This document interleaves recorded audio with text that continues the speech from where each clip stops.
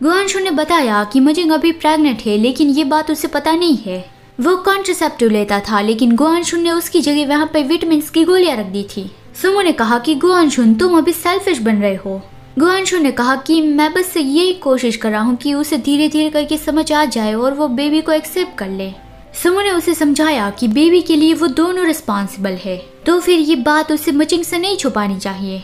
निंगी ने सुमो को अपने पास खींचा और गुआनशुन से कहा कि वो सही बता रहा है। मेरी गलती की वजह से शाम और हुआ मेरे पास नहीं थे। अब जब भी मैं हुआ को देखता हूँ मुझे गिल्टी फील होता है। खुद पे गुस्सा आता है कि जब हुआ का जन्म हुआ तब मैं उसके साथ नहीं था। तो फिर गुआनशुन, मुजिंग को भी ये जानने का हक है कि उसके पास बेबी है।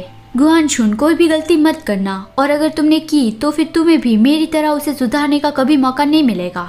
तो फिर गुआनशुन समझ गया कि उसे मजिंग को सब कुछ सच बता देना चाहिए। यहाँ पे गुआनशुन के घर पे मजिंग को बार बार उल्टी हो रही थी, तो वो कंफ्यूज था कि आखिर उससे हुआ क्या है और गुआनशुन आजकल उसकी इतनी ज्यादा केयर क्यों कर रहा है। वो डर गया कि कहीं मुझे बहुत बड़ी जानलेवा बीमारी तो नहीं हो गई ना। तो फिर वो हॉस्पिटल गया और वहाँ से उसे पता चला कि वो प्रेग्नेंट है, उसे कोई बड़ी बीमारी नहीं हुई है। ये सुन के मजिंग शॉक्ड था कि वो तो कॉन्ट्रासेप्टिव लेता है, ये कैसे पॉसिबल हो सकता है। और उसने अपनी दवाई दिखाई तो डॉक्टर ने बताया कि ये प्रेग्नेंट लोगों के लिए जो टॉनिक्स होता है वो है। फिर अगले सीन में गुआनशुन गया था ज्वेलरी शॉप डायमंड रिंग लेने। जो उसने ऑर्डर किया था बड़ा डायमंड उसका रिंग बन के आ गया था। वो ये खूबसूरत रिंग और फ्लावर्स लेके घर पहुंचा।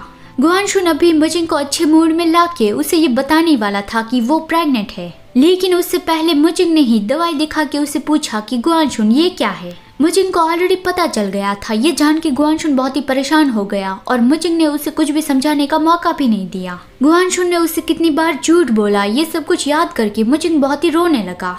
गुआनशुन उसे समझाने की कोशिश करता है कि मुझे तुम्हारी हेल्थ की चिंता हो रही थी, इसलिए मैंने दवाई चेंज की थी, और जब मैं तुम्हें हॉस्पिटल ले गया तब डॉक्टर ने बताया कि तुम प्रेग्नेंट हो, और मुझे डर था कि शायद अभी तुम ये न्यूज़ सुनने के लिए तैयार नहीं होंगे, इसलिए मैं तुम्हें थोड़ा टाइम देना चाहता था, और आज ही मैं तुम्हें सच बताने वाला था। देखो, मेरी गलती की वजह से तुम्हें गुस्सा होना पड़ा, तो तुम मुझे मार सकते हो, मुझ पे चिल्लाओ, लेकिन प्लीज रोना बंद करो।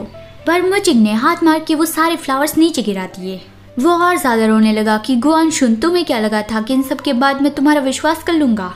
तुम्हें गिव अप करना ही होगा, मुझे बेबी नहीं चाहिए। ये सुन के गुआनशुन शॉक्ड रह गया, लेकिन वो कुछ कहे उससे पहले उसे निंगी का मैसेज आया कि हुआ के बारे में कुछ इन्फॉर्मेशन मिली है, जल्दी से फ्लावर शॉप आ जाओ। तो फिर मजिंग ने अपने आंसू वाइप किए और वो बाहर जाने लगा कि ये सब कुछ हम बाद में सेटल करेंगे, अभी मुझे हुआ को बचाने जाना है। वो दोनों फ्लावर शॉप पहुंचे और निंगी उसे सब बताने लगा कि हमने डॉक्टर जांग को ये प्रॉमिस किया है कि हम उसके प्रोजेक्ट में बड़ा अमाउंट इन्वेस्ट करेंगे, तो डॉक्टर जांग हमें सीक्रेटली उस रिसर्चर से मिलवाने ले जाएगा। मजिंग ने पूछा कि क्या हम इस बार हुआ को बचा लेंगे? सुमो ने बताया कि हाँ, हम इस बार हुआ को बचा सकते हैं, लेकिन हमारे पुराने दुश्मन डॉक्टर मू ने ही उसे किडनैप किया है। उसे हम दोनों के फेस पता है, तो हम वो फेक इन्वेस्टर बन के वहाँ पे नहीं जा सकते।